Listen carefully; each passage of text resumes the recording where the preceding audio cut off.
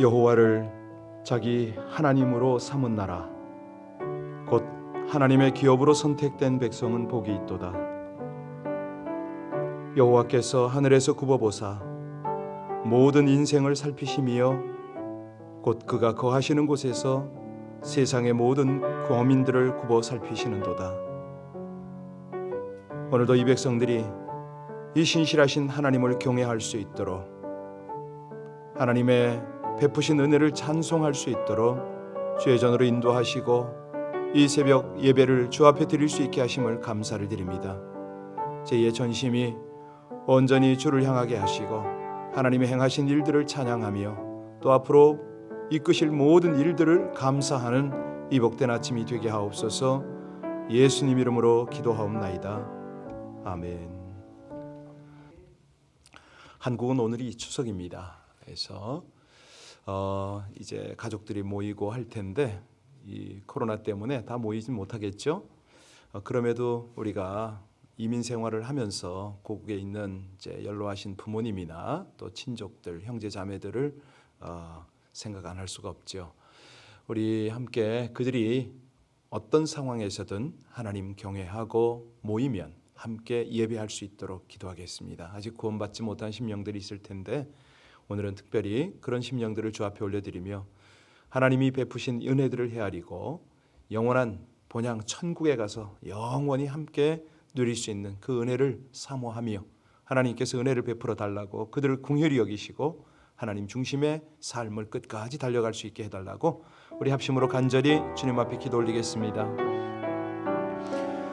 하나님, 모든 영혼, 모든 가족, 모든 것들이 주께 있음을 고백합니다. 우리에게 절기를 주시고 그 절기 속에서 하나님을 찬양하도록, 하나님을 기억하고 하나님 안에서 살아갈 수 있도록 은혜 주심을 감사를 드립니다. 우리 고국에 있는 부모님들 또 연로한 이들 한결같이 하나님의 긍휼과 은혜 속에 구원을 온전히 이룰 뿐만 아니라 그 은혜의 길을 가기를 원합니다. 우리 형제 자매들 불쌍히 여기시고 저들도 다 구원의 바늘에 이르게 하여 주옵소서. 이 민족의 명속인 중추절에 다시 한번 하나님이 행하시고 하나님이 베푸시는 그 은혜들을 함께 공유하고 나누며 주 안에서 서로 믿음을 세워가고 끝까지 저 영원한 본향 천국의 그 고향에 이를 때까지 믿음의 길을 잘 달려가는 우리 모든 형제 자매들, 우리 친족들 될 수 있도록 하나님 은혜를 베풀어 주시옵소서. 주 예수를 믿으라 그리하면 너와 내 집이 구원을 얻으리라 주님이 약속하시고 그 약속 붙들고 기도하게 하시오니 반드시 이루실 것을 믿습니다. 하나님 온전히 이루시고 하나님의 영광을 우리 가운데 충만하게 허락하여 주시옵소서. 예수님 이름으로 감사하며 기도하옵나이다. 아멘. 오늘은 예레미야 39장입니다. 예레미야 39장 1절부터 마지막 절까지 합독하시겠습니다. 예레미야 39장입니다. 유다의 시드기야 왕의 제9년 열째 달에 바벨론의 느부갓네살 왕과 그의 모든 군대가 와서 예루살렘을 에워싸고 치더니 시드기야의 제11년 넷째 달 아홉째 날에 성이 함락되니라. 예루살렘이 함락되매 바벨론 왕의 모든 고관이 나타나 중문에 앉으니 곧 네르갈레살과 삼갈레브와 내시장 살스기민이 네르갈살레셀은 궁중장관이며 바벨론의 왕의 나머지 고관들도 있더라. 유다의 시드기야 왕과 모든 군사가 그들을 보고 도망하되 밤에 왕의 동산길을 따라 두담 셋문을 통하여 성읍 벗어나서 아라바로 갔더니 갈대아인의 군대가 그들을 따라 여리고 평원에서 시드기야에게 미쳐 그를 잡아서 데리고 하맛 땅 림나에 있는 바벨론의 느부갓네살 왕에게로 올라가네. 왕이 그를 신문하였더라. 바벨론의 왕이 림나에서 시드기야의 눈앞에서 그의 아들들을 죽였고 왕이 또 유다의 모든 귀족을 죽였으며 왕이 또 시드기야의 눈을 빼게 하고 바벨론으로 옮기려고 사슬로 결박하였더라. 갈대아인들이 왕궁과 백성의 집을 불사르며 예루살렘 성벽을 헐었고 사령관 느부갓네살이 성중에 남아있는 백성과 자기에게 항복하는 자와 그의 모든 백성들을 잡아 바벨론으로 옮겼으며 사령관 느부사레단이 아무 소유가 없는 빈민을 유다 땅에 남겨두고 그날의 포도원과 밭을 그들에게 주었더라. 바벨론의 느부갓네살 왕이 예레미야에 대하여 사령관 느부사레단이 명령하여 이르되 그를 데려다가 선대하고 해하지 말며 그가 내게 말하는 대로 행하라. 이에 사령관 느부사라단과 내시장 느부사부스만과 궁정장관 네르갈사레셀의 바벨론의 모든 왕의 장관이 사람을 보내어 예레미야를 감옥들에서 데리고 사반의 손자 아히감의 아들 그레다에게 넘겨서 그를 집으로 데려가게 하며 가운데서 사니라. 예레미야가 감옥들에 갇혔을 때에 여호와의 말씀이 그에게 임하니라. 이르시되 너는 가서 구스인 에벳멜렉에게 말하기를 만군의 여호와 이스라엘의 하나님의 말씀에 내가 이 성에 재난을 내리고 복을 내리지 아니하리라 한 나의 말이 그날에 내 눈앞에 이루리라. 여호와의 말씀이니라. 내가 그날에 너를 구원하리니 네가 그 두려워하는 사람들의 손에 넘겨지지 아니하리라. 내가 반드시 너를 구원할 것인즉 네가 칼에 죽지 아니하고 네가 노량물같이 내 목숨을 얻을 것이니 이는 내가 나를 믿었음이라. 여호와의 말씀이니라 하시더라. 아멘. 여러분 지금 이제 바벨론이 쳐들어와서 이 예루살렘이 초토화가 되는 장면을 보고 계시잖아요. 읽었는데 느낌이 좀 있으세요? 정말 살벌합니다. 이 예루살렘 성이 함락된 이후의 공포는 상상을 초월할 정도입니다. 그래서 예레미야 애가에 보면은 2장과 4장과 이런 데 보면은 얼마나 애끓는 애통하는 그런 글들이 거기 있는지 모릅니다. 예레미야 애가 4장 10절에 보면요. 처녀 내 백성에 멸망할 때에 자비한 부녀가 손으로 자기 자녀를 삶아 식물을 삼았도다. 자기 자녀를 삶아 먹었습니다. 뭐 이런 건 보통이에요. 정말로 이렇게 처참할 수가 없어요. 상상치 못할 엄청난 고난과 슬픔이 그 땅에 임했습니다. 자, 뭐 그 거룩한 예루살렘 도시 끝나버렸죠. 솔로몬의 아름다운 성전 다 불타버렸죠. 다윗 왕과 하나님 택한 백성, 하나님의 언약 다 끝난 것 같은 그런 상황입니다. 완전히 고통과 어둠 중의 상황인 거죠. 자, 이게 이제 구약 최후의 심판이다. 이렇게 우리가 이해할 수도 있습니다. 그러나 이런 최악의 상황도 우리가 세상 최후의 심판날에 비하면 아무것도 아닌 겁니다. 성경을 통해서요, 이런 하나님의 메시지가 우리 가운데 잘 새겨질 필요가 있는데 예레미야 39장 이 최후 심판, 구약의 최후 심판인데요. 여기에서 이 사람들의 운명이 잘 그려지고 있습니다. 먼저 4절로 7절에 보면요. 아니 어쩌자고 그렇게 하나님의 말씀을 들어도 결단을 안 합니까? 여러분 우리가 시드기야를 보았잖아요. 하나님께서 예레미야를 통하여 그렇게 경고를 해도 안 들어요. 뭐 어떡하겠습니까? 사실이요. 이런 것이 그때만 있는 게 아니고 오늘날 똑같이 있습니다. 자기 가족들을, 자기 아내를 교회에다 자주 데려다 주는 사람이 있어요. 나중에는 이제 할 수 없이 예배의 자리에 앉았어요. 그래도 말씀이 안 들어가요. 예배가 나하고 무슨 상관이냐 이거죠. 아니 몇 년을 설교를 들어도 예수 믿기 결단하라고 그러면 에이 그냥 뭐 이러는 사람이 있다니까요. 말씀을 듣기는 하고 알기는 해도 결단하지 않는 사람을 우리는 이 시대의 시드기야다 이렇게 말할 수가 있습니다. 아니 왕이 되었는데도 불구하고 백성들을 제대로 다스리기는커녕 자신 마음조차도 다스리지 못했던 시드기야. 아니 하나님의 말씀을 얼마나 많이 들었습니까? 그냥 다급하니까 옥중에 갇혀있는 예레미야에게 살짝 몰래 와가지고 다 물어보기도 했잖아요. 예레미야가 무슨 어려운 말을 썼습니까? 그죠? 예, 알아듣도록 분명히 이야기했습니다. 그러니까 머리로는 두려운 거예요. 하나님의 말씀을 들어요. 그런데 여호야김이 어땠습니까? 하나님의 말씀을 칼로 갈기갈기 찢어서 화롯불에 던지듯이 시드기야는 뭐 그것만 안 했지. 예레미야를 죽지 않도록 배려하기도 했잖아요. 그런데 핵심은 뭐냐면 말씀에는 순종을 하지 않았다 이거죠. 아주 우유부단했습니다. 이 시대도 그런 사람이 한둘입니까? 은혜 받았습니다. 깨달았습니다. 그러는데 도대체 그 삶은 하나님의 말씀에 순종이 전혀 없어요. 네. 자, 예레미야가 얼마나 항복하라고 얼마나 강조를 했습니까? 이제는 후회해도 때는 늦었습니다. 지금 그가 할 수 있는 최후의 수단이 뭡니까? 도망하는 거예요. 자, 우리 같이 4절로 7절 같이 읽겠습니다. 참 처참한 모습인데 4절로 7절입니다. 유다의 시드기야 왕과 모든 군사가 그들을 보고 도망하되 밤에 왕의 동산 길을 따라 두담 셋문을 통하여 성읍을 벗어나서 아라바로 갔더니 갈대아인의 군대가 그들을 따라 여리고 평원에서 시드기야에게 미쳐 그를 잡아서 데리고 하맛 땅 림나에 있는 바벨론의 느부갓네살 왕에게로 올라가매 왕이 그를 신문하였더라. 바벨론의 왕이 림나에서 시드기야의 눈앞에서 그의 아들들을 죽이고 왕이 또 유다의 모든 귀족을 죽였으며 왕이 또 시드기야의 눈을 빼게 하고 바벨론으로 옮기려고 사슬을 결박하였더라. 여기서요 아들들이 죽는 걸 보잖아요, 그죠? 6절에 보세요. 6절에 보면 아들들이 죽어요. 그런데 이 아들들이 죽을 때의 모습이 어떤 모습이냐? 이게 킬이 아니에요. 단순하게 죽이는 게 아니고요. 짐승을 잡을 때 쓰는 그 도사라는 그 모습으로 썼다, 죽였다, 이런 이제 원어를 보면 그렇게 나와 있어요. 여러분, 왕이 되어가지고 왕자들이, 공주들이 도살당하듯이 죽는 모습을 봤다. 어떤 느낌일까요? 그러니까 그러고 그 장면 앞에서 두 눈이 뽑혔습니다. 여러분, 손톱 하나 뽑힐 때도 아픈데 두 눈이 뽑혔다. 얼마나 아팠겠습니까? 아마 눈에서 핏물이 나고 피눈물이 나고 뭐 치유를 제대로 했겠어요? 썩었겠죠. 몇 번 말씀드렸지만 그가 이 세상에서 마지막으로 본 모습이 뭐라고요? 자기 자녀들이 짐승처럼 도살되는 걸 봤다. 그러면 그 이후의 인생은 어떨까요? 말할 것도 없죠. 고통과 어둠 속에 살았겠죠. 그냥 육신은 쇠사슬에 묶였을 거고 노예 생활 아닙니까? 그러면 이 시드기야가 밤낮 생각하는 게 뭘까요? 예레미야의 말을 생각했겠죠.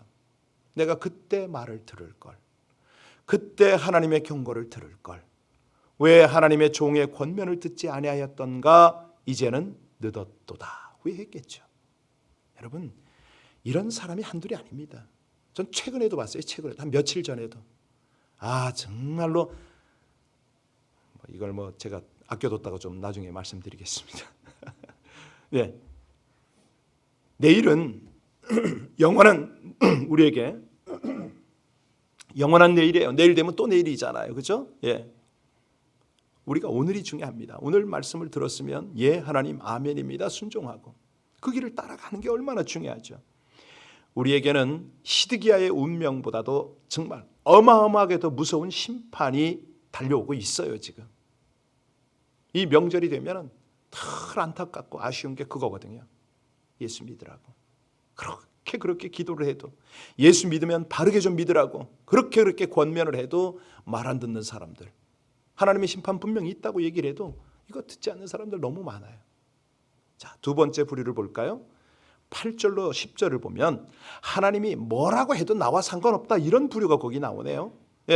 특히 9절부터 10절을 한번 보겠습니다. 우리 같이 9절 10절 같이 봉독합니다. 사령관 느부사라단이 성중에 있는 백성과 자기에게 항복한 자와 그 외에 남은 백성을 잡아 바벨론으로 옮겼으며, 사령관 느부사라단이 아무 소유가 없는 빈민을 유다 땅에 남겨두고 그날에 포도원과 밭을 그들에게 주었더라. 여기 보니까 이 아무 소유가 없는 빈민을 유다 땅에 남겼다 이렇게 돼 있잖아요. 예레미야 나중에 이제 52장에 가보면 그런 기록이 나와요. 느부갓네살의 18년에 예루살렘에서 사로잡아 옮긴 자가 832인이오라고 있어요. 832명이 쇠사슬에 묶여서 바벨론의 포로로 잡혀갔습니다. 그런데 이들은 빈민이 아니었습니다. 빈민은 그대로 내버려뒀거든요. 그러니까 이들이 누구냐? 한결같이 예레미야를 비웃던 귀족들입니다. 예레미야를 핍박했던 방백들이에요. 시드기야 왕이 하나님 말씀에 순종하지 못하도록 아주 악한 여론을 조성하고 시드기야의 왕에게 압박을 가했던 그런 사람들입니다. 그렇다고 그들이 힘이 있었던 것도 아니에요.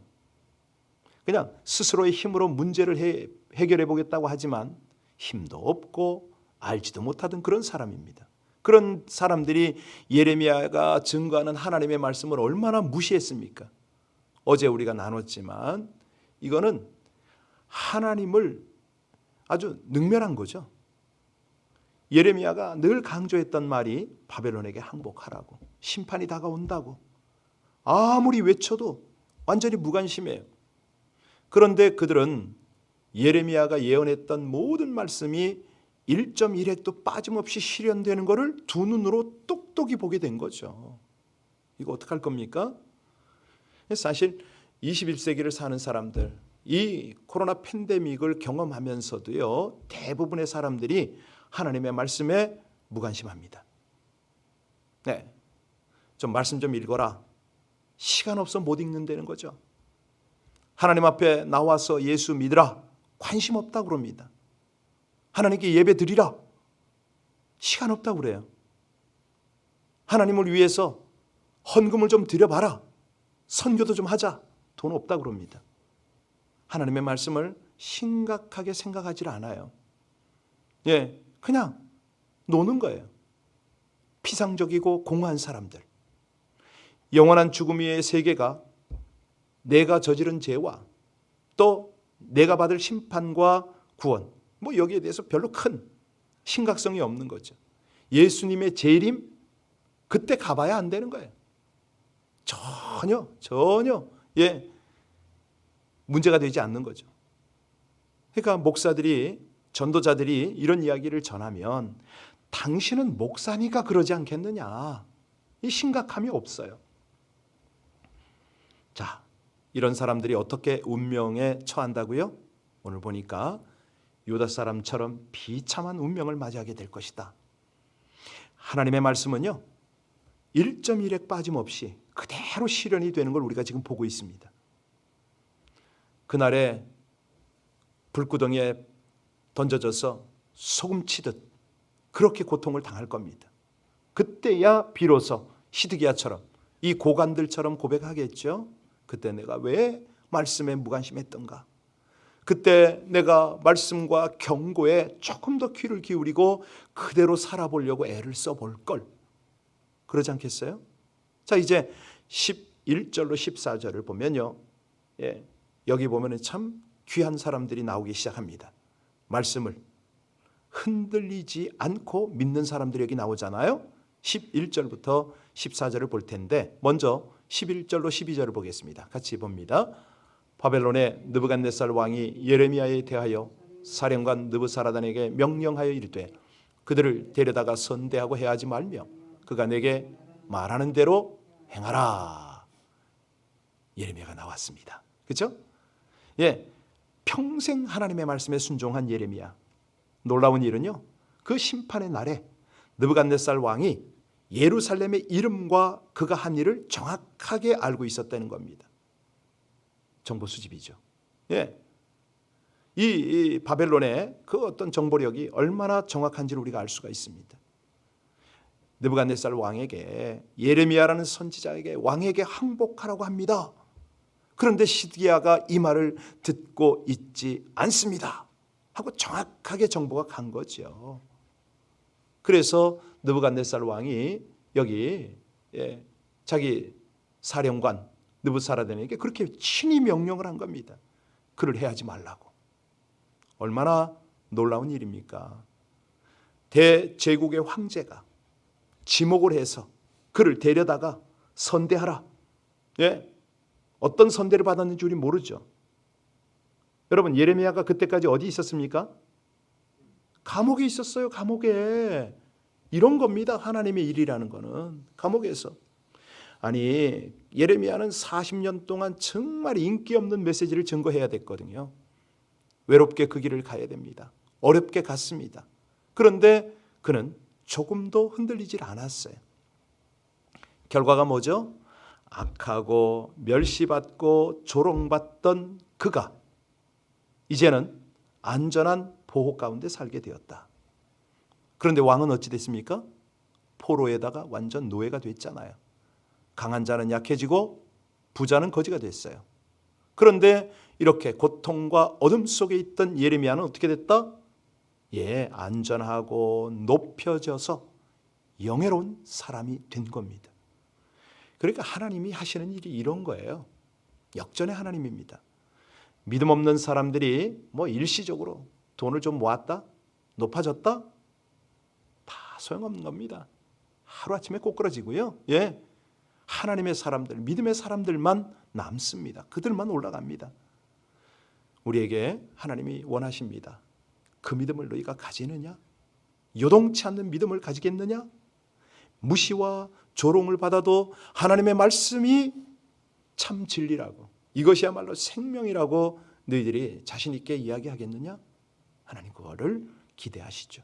내가 갚아주리라는 거예요. 이 고통과 어둠 속에서 반드시 평강과 생명의 빛으로 함께 하시겠다. 마지막 보겠습니다. 15절로 18절을 보면요. 자, 멸시를 받아도 확고한 결단을 내리고, 이제 결단을 내리면 뭐 합니까? 증거를 보여야죠. 그죠? 자, 그런 사람이 누구냐? 예레미야 말고 또 하나 있었잖아요. 에벳 멜렉. 어제 우리가 살폈죠? 에벳 멜렉이 어디 사람이죠? 구스 사람. 구스 사람은 어떤 사람이었죠? 흑인이라고 그랬죠. 여러분들 됐어요. 이 수준이 날로 올라가시는데 너무너무 감사합니다. 우리 새벽 예배 드리는 어떤 분이 그래요. 이런 거 다다닥 알아가지고 그냥 막 전화해요. 내가 감사합니다. 이 에벳이라는 말은 사실은 종이란 말이에요. 멜렉은요, 왕이라는 말이에요. 그러니까 다시 말하면 왕의 종입니다. 사람들이 야, 왕의 종 이렇게 불렀다는 거예요. 이름이 아니에요. 노예고 흑인이고 환관이고, 왕의 종이었으니까. 그러니까 참 저거 하잖아요. 그래서 우리가 예레미야 38장에 보고 넘어왔는데 그 7절 13절에 보면 모든 방백들이 예레미야를 죽이려고 할 때 이 에벳 멜렉이 나섰잖아요. 그 신분을 가지고 나섰어요. 그러면 어떤 각오로 나섰다는 게 우린 짐작이 가죠? 그렇죠. 목숨 걸고 나선 거죠. 예레미야의 생명을 건져냈어요. 그냥 진흙에 빠져 있을 때 어떻게 했다고요? 옷 가지며 줄을 내려가지고 허리에 끼고 올라오라고 그랬잖아요. 사려 깊은 그러나 위대한 정신을 가진 사람. 여러분, 이 세상에요, 돈 좀 있고 학력 있고 뭐 백그라운드 좀 있다는 사람들 보면은 얼마나 참 비루한 정신을 가진 사람이 많습니까? 처참해요. 생각 자체가. 솔직한 얘기로 좀 강단에서 할 말은 아니지만 생각이 썩었어요. 정말 안타까워요. 남을 배려할 줄 모르죠. 그냥 그 이기적인 욕심 요만한 것 때문에 얼마나 참 처참해요. 그 인생을 보면은. 여기 에벳 멜렉은 비록 보잘것없는 사람이지만 그 정신이 참 고귀합니다. 사려 깊은 배려. 그렇죠? 하나님의 사람이잖아요. 그래서 오늘 17절 18절 볼까요? 뭐라고 그랬습니까? 17절 18절 같이 봉독합니다. 여호와의 말씀이니라 내가 그날에 너를 구원하리니 네가 그 두려워하는 사람의 손에 넘겨지지 아니하리라. 내가 반드시 너를 구원할 것인즉 네가 칼에 죽지 아니하고 네가 노략물같이 내 목숨을 얻을 것이니 이는 네가 나를 믿었음이라. 여호와의 할렐루야. 그렇잖아요. 여기 보니까 하나님이 에벳 멜렉을 구원할 것이라는 메시지가 몇 번 나왔습니까? 5번씩이나 나와요. 그러니까 에벳 멜렉이 심판의 날에 죽지 않고 살아서 구원을 받으리라 5번씩 강조합니다. 얼마나 놀라운 말씀입니까? 왜 이 보잘것없는 에벳 멜렉에게 우리 하나님께서 이런 메시지를 주셨을까요? 그가 친절했기 때문인가요? 아니에요. 예레미야에게 헌겁을 내려서 구원했기 때문인가요? 아니에요. 18절 잘 보세요. 왜 이런 은혜가 거기에게 임한다고요? 그렇습니다. 네가 나를 신뢰함이라. 바로 이거예요. 바로 이거.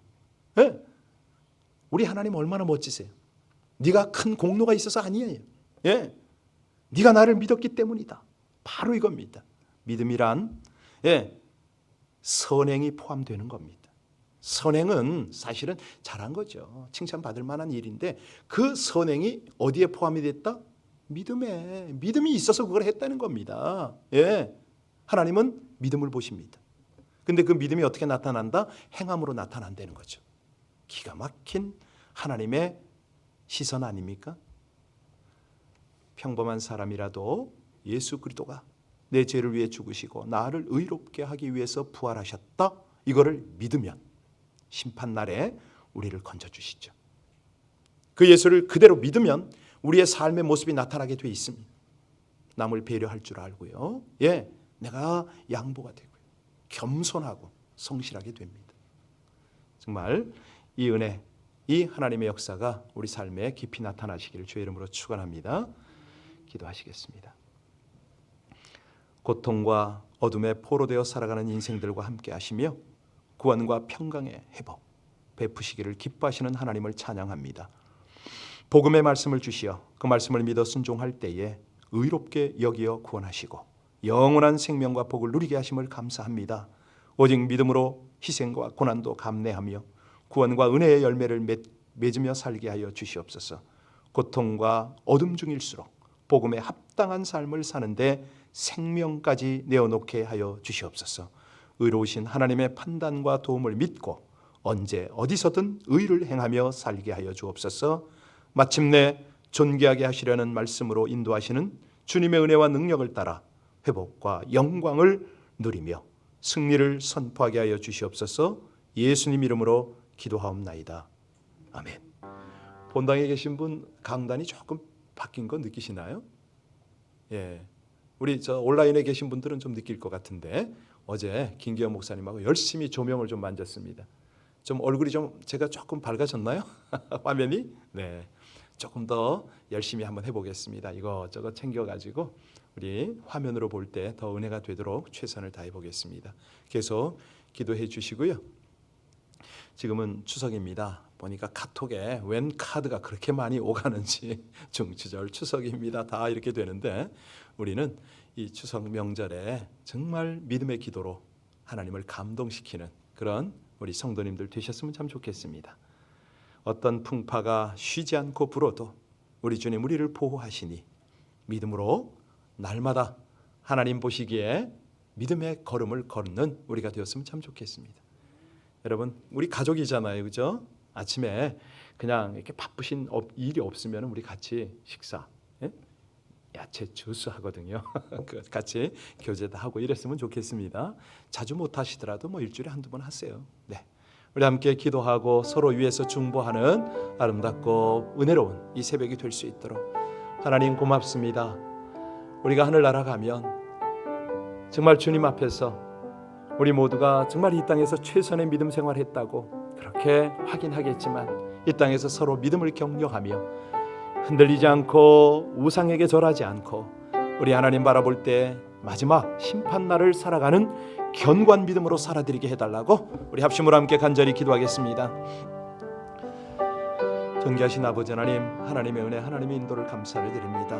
우리 아버지 하나님 귀한 은혜 주셔서 이 아침에 예레미야의 심정으로 에벳 멜렉의 심정으로 주님 앞에 믿음을 드리게 하심을 감사를 드립니다.